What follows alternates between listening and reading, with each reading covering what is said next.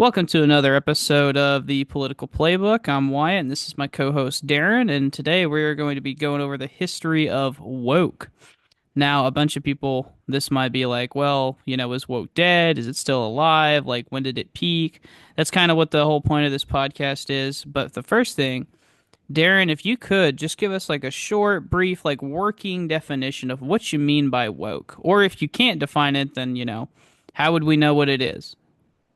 Well, that's the funny thing for something that's been talked about kind of like ad nauseum by so many other figures. I don't know if there has ever been one conclusive definition of woke, but how I would describe it is particular this heightened sensitivity to anything that is not politically correct and being overly hall monitory about it, like trying to correct people, trying to. It's kind of like this. Just I guess being overly zealous in your political correctness, as I guess would be a good way to describe it. Right. So Uh, you think it's just an extreme version of like policing political correctness? I basically, gotcha. I think in the broadest sense that would be that. I think that distills it down pretty well. But do you have a different definition? Well, I don't have first of all, I don't think that there's a definition of woke. I mean, this is really my problem with this definition is that it doesn't have a definition.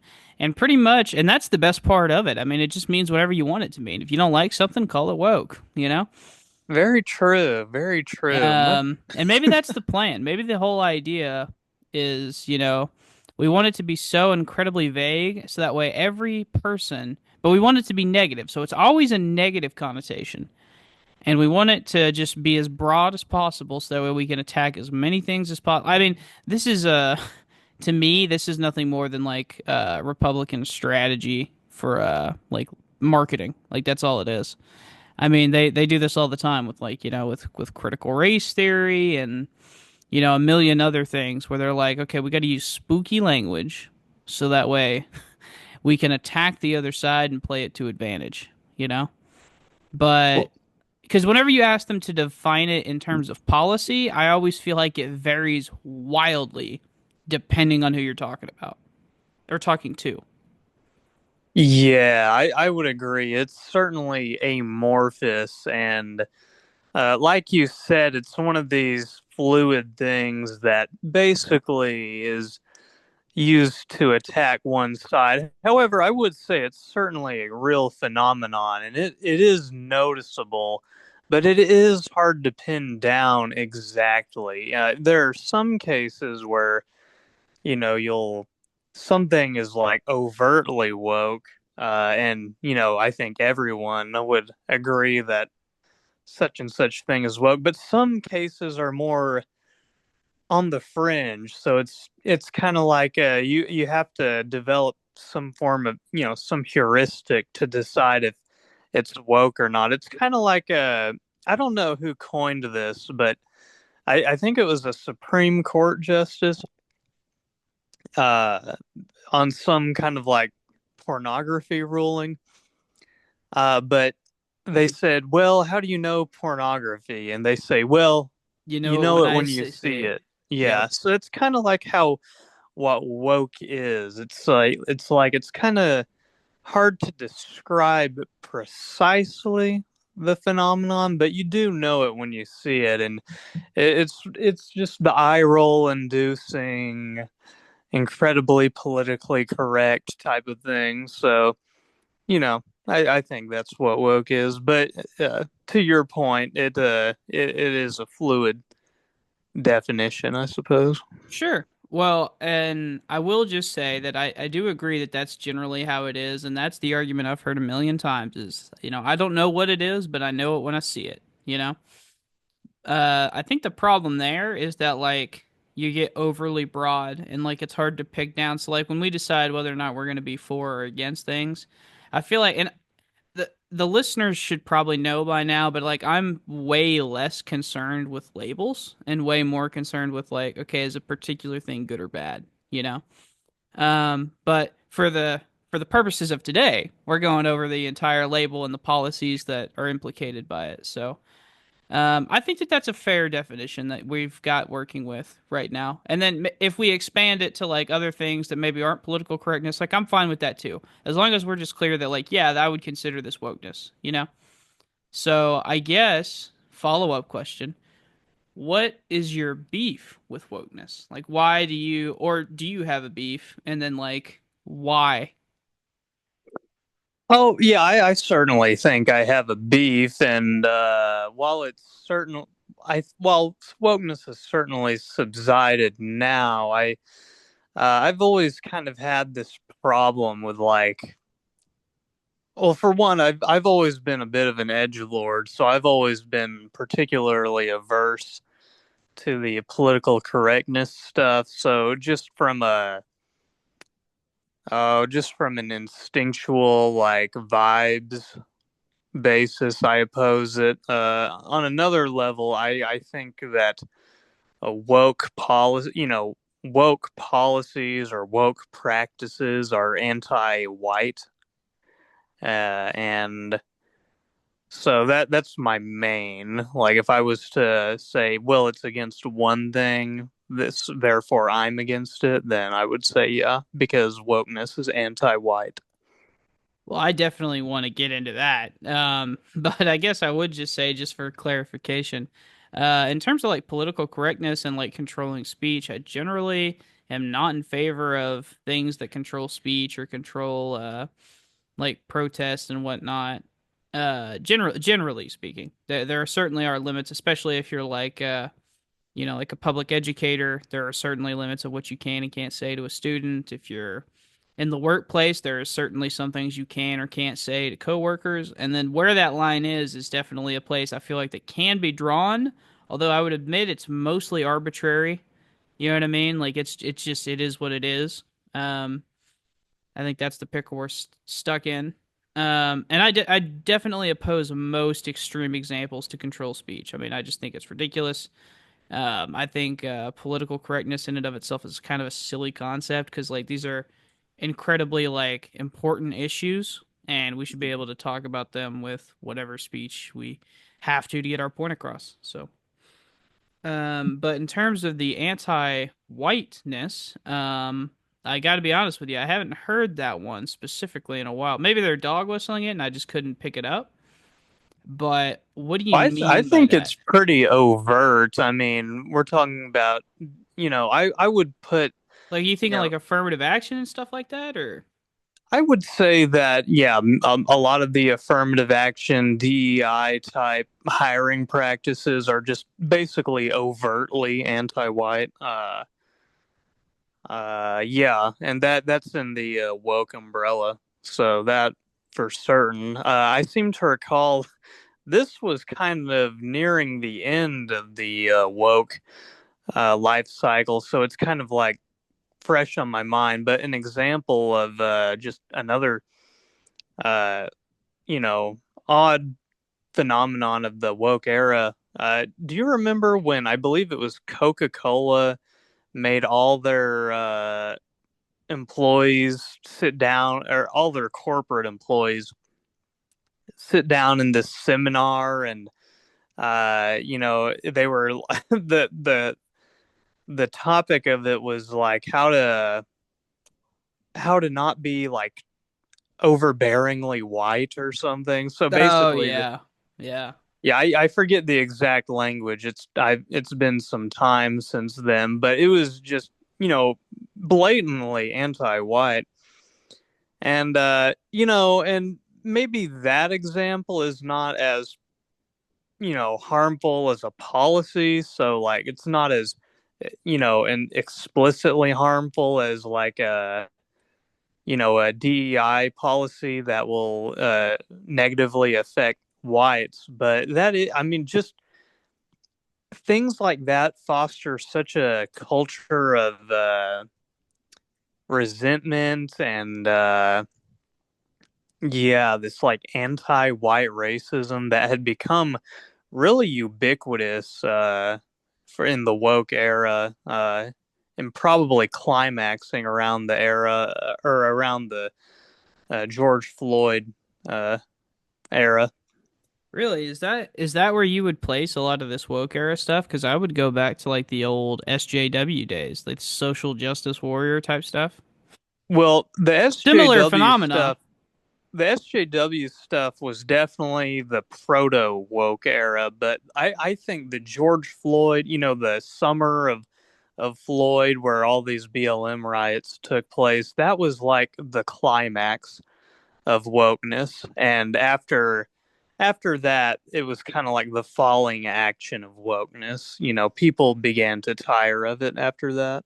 Yeah, that was definitely the peak. The like you said, that was definitely the climax of the wokeness. Okay, well then I guess let's get into it. So you have a problem with DEI because it's woke, right? It's within the woke umbrella, but not because it's woke, but because of the the effects it has. Gotcha. Okay, and you would okay, so what effects does it have that you don't like? Well, it discriminates against whites and hiring. Really? You think so? Yeah. See, I don't know about that. I feel like it just expands access, right? Well, if we were to keep things meritocratic, you would agree that uh, were it not for these policies, why? I mean, let me take an example. Okay. Let me take an example. In this one, it happened in real life from a trusted source. So I won't. Do I want to use real people? I won't use any names, but I'll just say this relative of mine. They were in a meeting. He's doing hiring. He's on this like hiring. I don't know if you'd call it a committee, a hiring panel. They interview people and they have these candidates go through all these rounds of interviews to get X position. Well, they had these a bunch of candidates and then they narrowed it down to two. One was a woman and one was a man.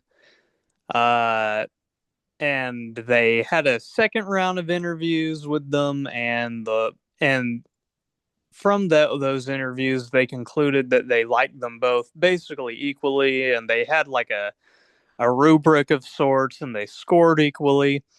And so they were discussing what to do, and my relative was like, well, we have to interview them again and see how they score after that to be fair. But one of the other uh, hiring people on the panel was like, no, let's just choose the woman because we have to, for quota's sake, diversity's sake.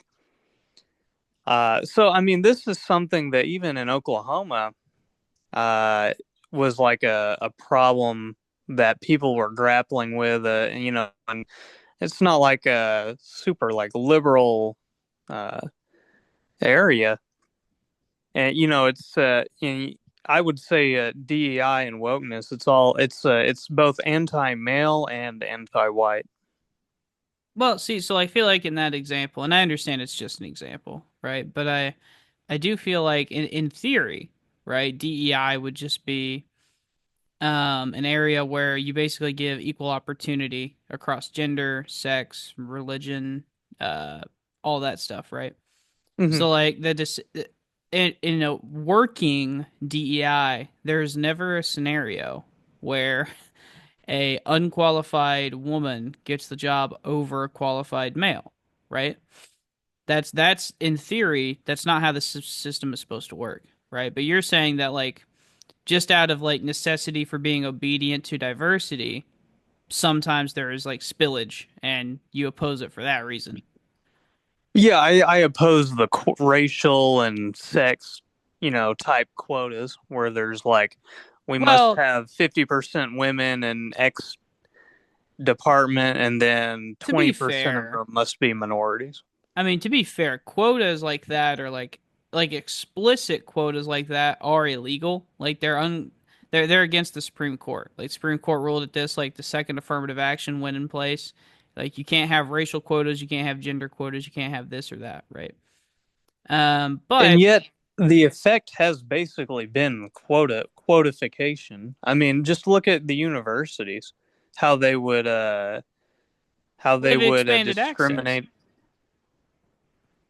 Well, yeah, but if you look at like it's not a meritocratic expansion, because if you look at the SAT scores of, say, an African American versus an Asian American, Asian Americans were being turned away to a ridiculous degree in favor of African Americans, which scored far less high on like SAT versus there. In fact, there was a Supreme Court case about it. yeah, yeah, just fairly recently, Harvard, and Harvard, you know? mm-hmm. Yeah. No, I don't disagree with that. Look, I'm not saying that people can't go too far, but I'm saying like to oppose the idea as a whole, I think is just a really, really bad idea. Because otherwise we would have like a wild disparity in outcomes among like certain demographics. So whether that's like a race demographic or a gender demographic, or honestly, like we're becoming like an increasingly diverse country, like a religion demographic, you know? So I think that these like, I mean, I wouldn't view these much as like, don't view them as more of quotas as much as they are like employment protections, you know? Like the idea that you have to expand access and like increase your pool size.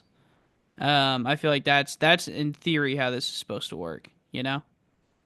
And Well, let it's proven pretty effective, right? And like some of the most diverse companies are the ones that are most successful, right? They get the most output per worker. Like there's a lot of good evidence to support the fact that if you have a diverse workforce across multiple demographics, whether it be race, religion, gender, all of that, then you're gonna have like a higher output as an end result. Like your stock prices is gonna be higher. Your like profit margins are gonna be ridiculously higher. Like there's a lot of good evidence to support that it works. there might be some correlation, but I don't know if that necessarily entails causation. I mean, I can't imagine that, hiring more Indians or something would make a company like X amount more efficient. But before I go into that, let me just say my real, I mean, more, let me expound more on my stance of quotas in particular.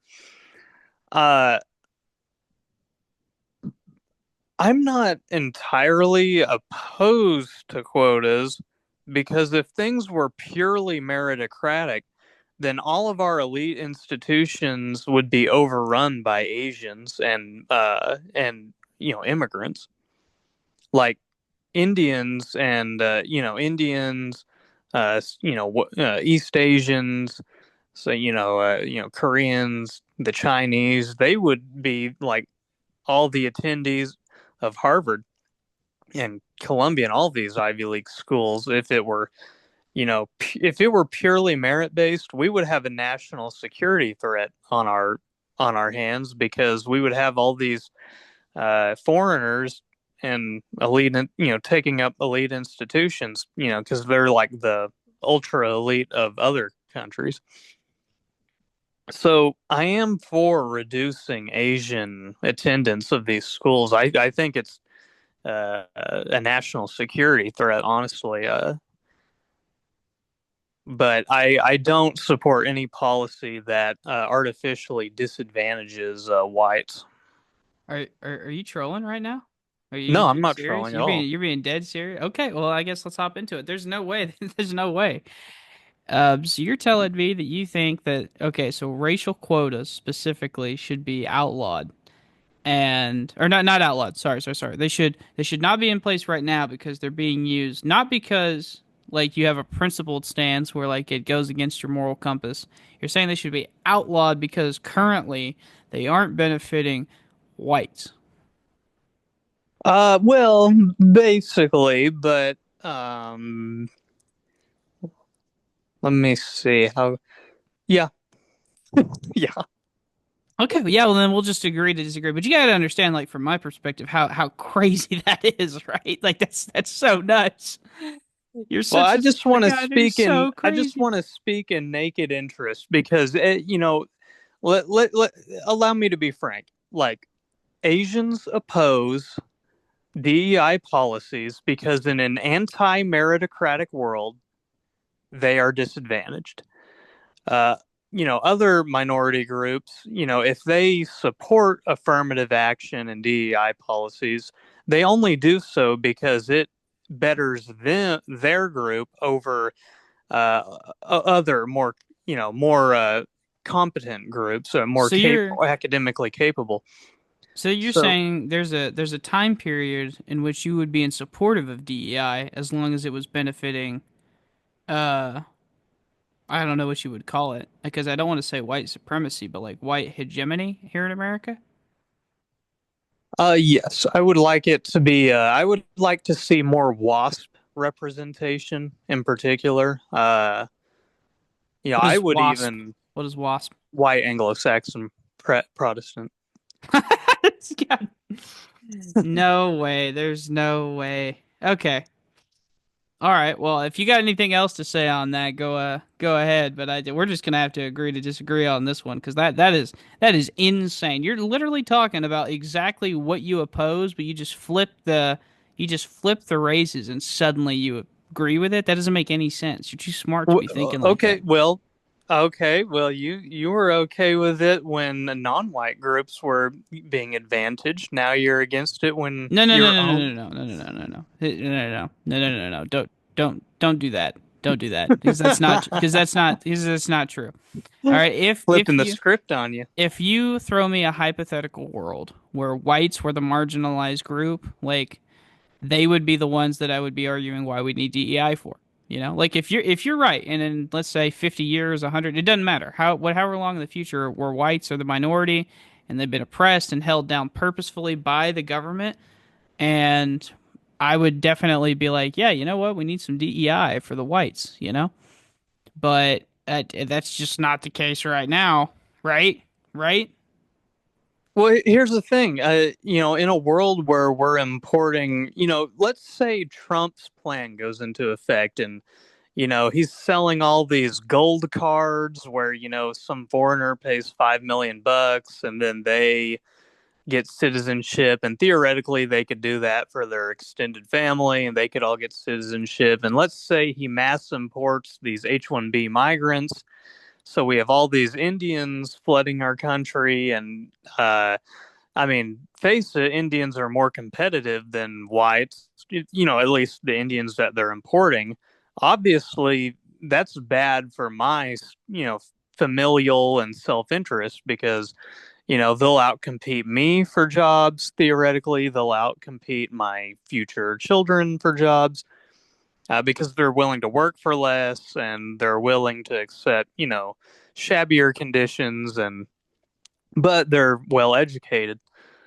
So I think it's unfair to make Americans of any kind compete against, like Asians. So for that reason, I'm totally for limiting the amount of Asian representation, especially immigrant. Yeah, but I can't help but feel like you just kind of like did a little bit of a switch up there, where now you're talking about Asian immigrants. Like I don't really have a problem with any of what you just said. Like bringing Asian immigrants over here to kind of replace our high skill labor, so that way the high skill working class over here will be forced essentially to take worse and worse jobs, worse and worse pay, worse and worse conditions. All that stuff makes sense to me. I think the problem is that like in a scenario where it's just Americans, right? Whether it's white Americans or Asian Americans or black Americans, then I don't really see an issue with a DEI, Because here's the thing, the immigrant argument that you're making, that is not a DEI initiative, right? That is a corporations trying to undercut the working class and the high skilled labor. That's all that is. Mm, Perhaps. I mean, you could frame it that way, but I see DEI, I see woke, I should say, as inherently anti-white. So any anti-white, Yeah, but not everything that's anti-white is woke, right? Or are you saying that like that's what wokeness is?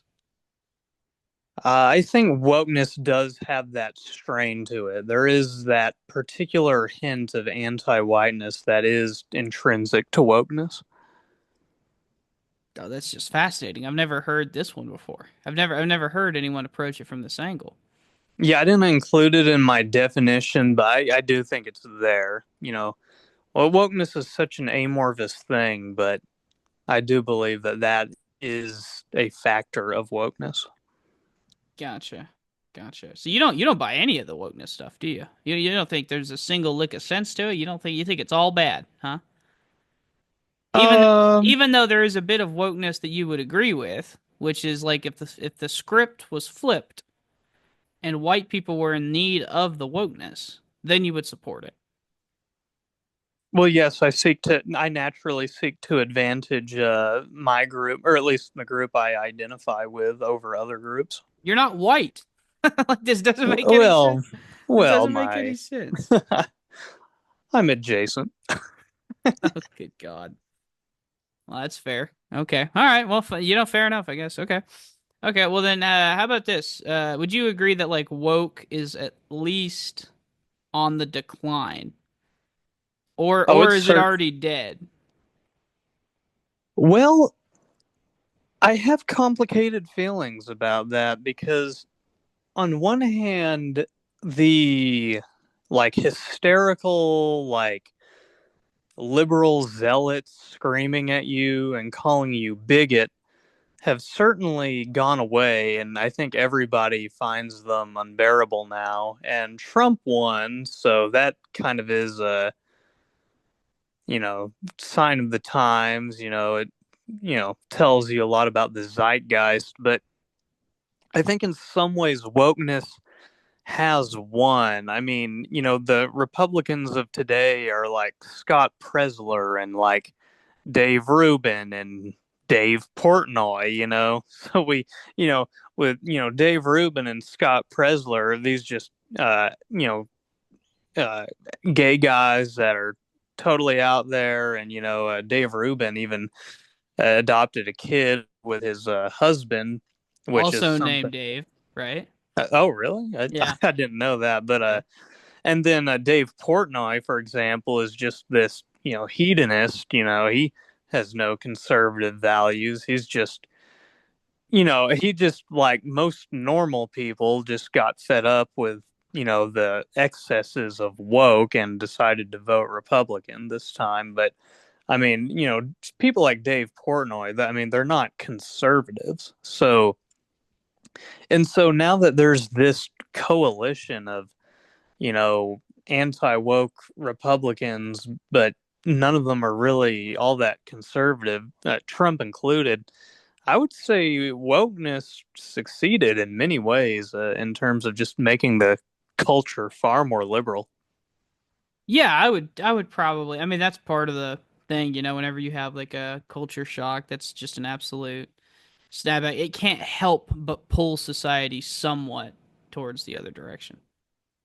Yeah, I mean, the culture can't help but be pushed, to the left a little bit, and like wokeism is definitely why. Like, especially since Floyd. And don't get me wrong, like there is like a rightward shift back a little bit, but I'm trying to figure out, do you think that that's like a permanent shift? Like, do you think, I guess here's what I'm saying. Like, do you think that this is like an uptick or I guess a downtick? Or do you think that like we're changing the direction entirely? So in other words, are we going to be conservative like going forward, or are we going to continue to liberalize, like push further left? Hmm. Like has It's hard. wokeism won? I think in some ways, wokeism has gained massive ground, and while there is, major pushback right now, uh, I mean, I don't think I ever foresee us going back to like a true like pre-Obama conservatism, like, the conservatism of George Bush, perhaps. I don't ever see the Republicans ever being against gay marriage again, in any substantial way, just as an example.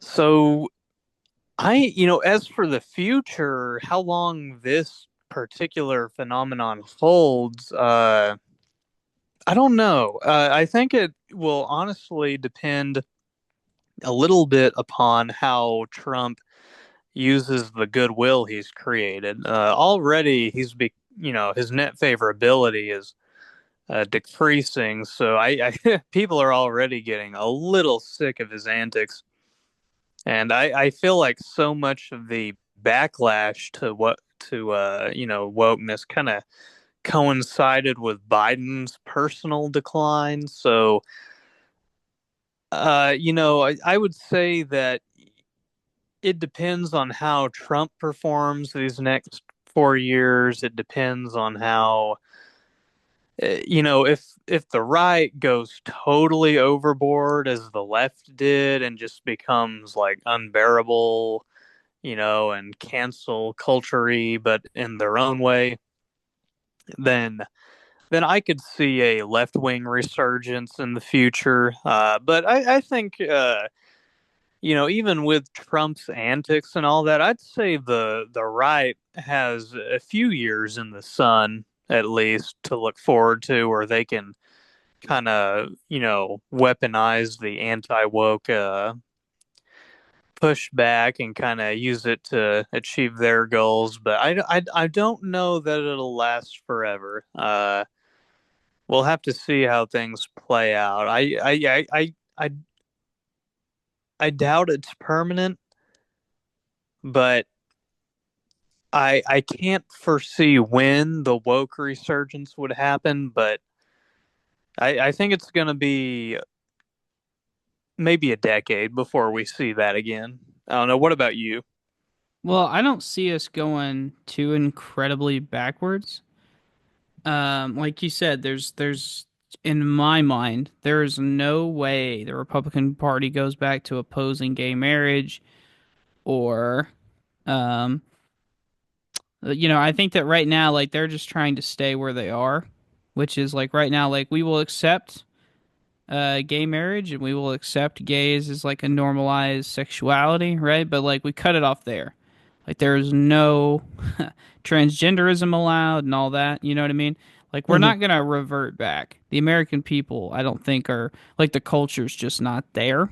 And if anything, the culture kind of lags, or sorry, not the culture. Politics lags behind the culture. Sometimes, like substantially, I would say. You know. Oh yeah. So I don't view this as like anything more than like momentary. So if I were you guys, like if I were a Republican or not even just a Republican, someone who's more like socially conservative, like I would capitalize on this as much as I can because there is no guarantee that this is going to last well into the future, you know? If Oh yeah. anything, I it's think increasingly likely to change back, if anything. yeah, it's all like a pendulum, I think. And maybe it'll manifest in different ways, but you know, bef- before before the proto woke era, which was probably like 2013 to 2015, or 2013 to 2016, down through the woke era, which was probably 2016 to 2022. uh y- before that, the evangelicals were the ones who were doing like the canceling and stuff, like they Right. had the cultural power. It was like the rightward segment of society, like the George Bush years. That's when the right had a ton of cultural capital, and they could do the canceling, and if you were questioning the Iraq war, then you'd be canceled.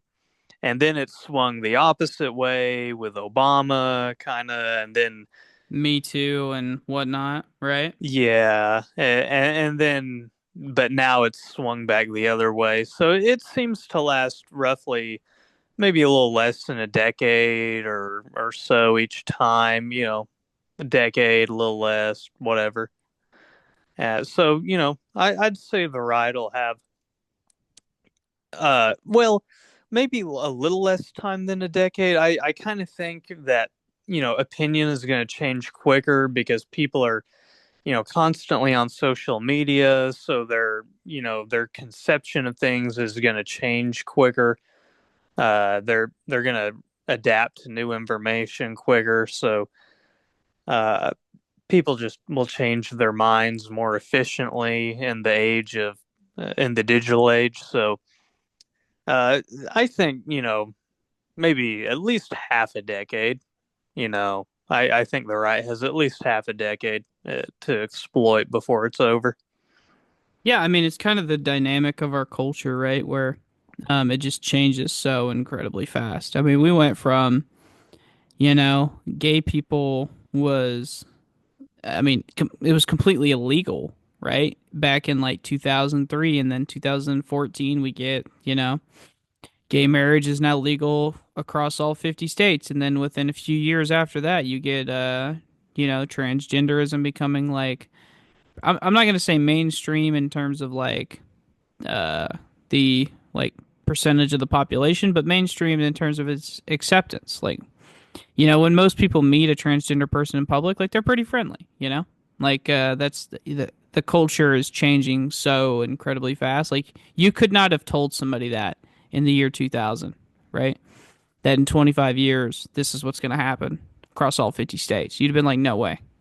You know? Oh yeah, yeah, and that goes to my earlier point of saying, wokeness has basically won. I mean, you know, there have been victories for the right, recently, but in terms of like overturning Roe v. Wade, all these quote unquote anti-trans laws getting passed, but ultimately, trans people are they exist unmolested, and undisturbed in modern, in today's society. Nobody like harangues them or anything when they're out in public. So, uh, I mean, in many respects, the society has just become so liberal. There's just no need for this overbearing wokeness anymore. Right, it's one of those things like how much more accepting and tolerant do you want us to be, you know? Yeah, like because beyond like transgenderism, I mean, what's next? I mean, there. I mean, how more liberal can you go? I mean, there's really nothing else after that. Right. Well, That I think any. at that point, it just becomes kind of like what you're talking about, and they're just policing speech, and they're saying, like, you aren't woke enough, Which is where I think they run into problems. Like, if you were to show America socially and culturally to someone, and even in the 1960s, you know, they would be like, there's no way we're talking about the same America, dude. That's how much we've progressed culturally, you know? Like, I guess the idea of like women's as truly equals, like that is a foreign concept to somebody who grew up in like 1970, Like it just is. Like before like, second wave feminism, like that the most they could be was a secretary for goodness sake, Like what and now today, women by all accounts are kicking just kicking ass. I mean, they're better educated, they're out earning men in a bunch of areas. Like it's kind of ridiculous how far that they've come, right? And now you just gotta think that like what we're not going far enough for a bunch of different. Like I don't get it a lot of the times, you know. Oh yeah, and well, and this dovetails with. I'm glad you brought that up about women's success. This dovetails with quotas and my previous points. If you want, your own group to succeed, so in this instance, males, At this point, you would have to have a quota for males in institutions of higher education, because women on average are, and this is a fact. I'm frank with the facts, even when the facts aren't flattering to my group. I mean, women on average are more intelligent than men. So they're always, in a purely meritocratic world, you know, women will be overrepresented in these institutions, and they already are. There's more women in graduating with Academia. degrees than men at this point. It's way more than 50%. I don't think it's quite 60% yet, but it's climbing there. So, Yeah, you know, and with well, their retention is better. Like their GPA is better. I mean, like they are, like I said, like women, like they are just kicking ass, dude. In terms of like all the metrics that measure success, whether that's, graduating high school, getting a job after your first year of graduation, it's a decent paying job. Like their unemployment rate is extremely low, especially like relative to the history, I mean, they are just kicking ass, dude. Oh yeah. Oh yeah, there's no denying it. They excel very well, and especially in things that require like these soft skills. I think, like interpersonal type things. I feel like men are just not as competitive in that arena. Also, if you look at IQ distributions among the sexes, women's IQ distribution, their bell curve is more mountainous, I guess you could call it. And then men's bell curve is more, Flat. it's flatter, yeah. So there's more edge cases with men. There's more men are likely to be super geniuses, or like, mentally.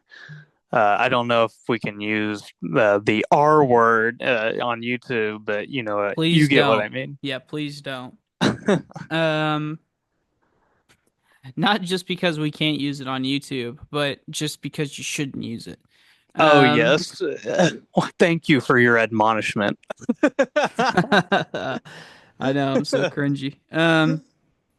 But I mean, I will say, I think for the most part, wokeness is it's definitely like currently in a decline, but I don't think it's as much dead. Especially like you got to think like this is a pretty good like political weapon that they have, like this language that I mean, this is stuck, So I think it's going to be pretty hard for me to imagine that they're going to quit using it, at least until it costs them an election. So Yeah, well, I, you could argue. I think the lesson Democrats have taken is that wokeness cost them this election. You know, which is just so crazy to think about. Because, like, if you're right and the peak wokeness was the Floyd era and the Summer of Love, that's one of the biggest landslide elections in modern history outside of Obama. Like, Joe Biden got 80 million votes. Like, wokeness won them the election.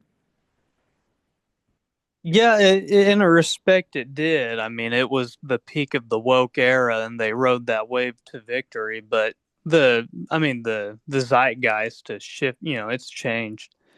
So I don't think it's I don't think it's as practical a tool for them currently. Maybe, give it another 5, 6 years, maybe they'll have a resurgence and they can use it again. But as for now, I think, wokeness is still so eye roll inducing to the majority of the public that I think they should run away from it. I think they should run a if things remain as they are now, they should run like a moderate or something in 2028, and they'd probably fare better that way. Really? You think so?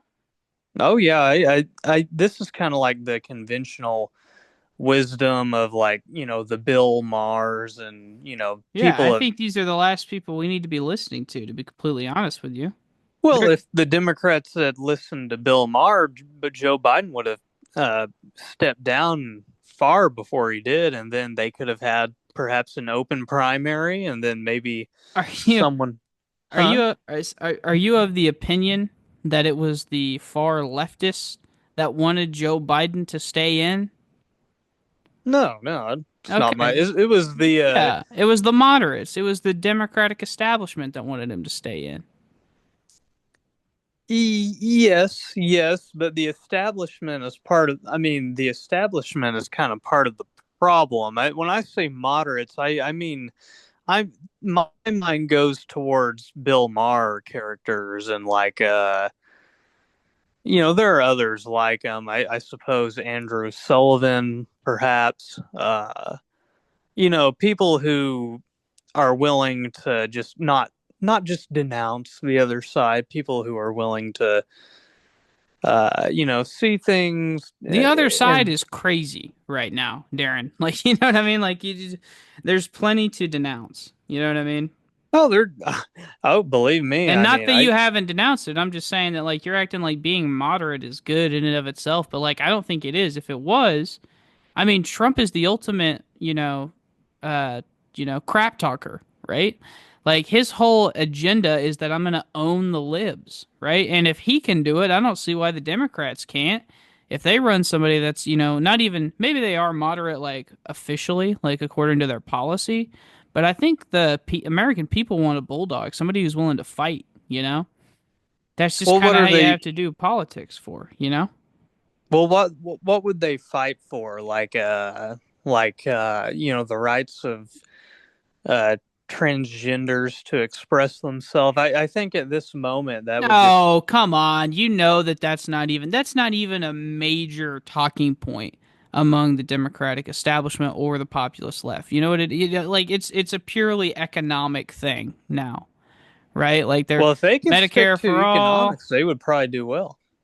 Yeah, But that's what they I'm get to saying. this, they do this like total just you know that when they get into the cultural stuff, they just lose everyone. Every all the Sure. normal people.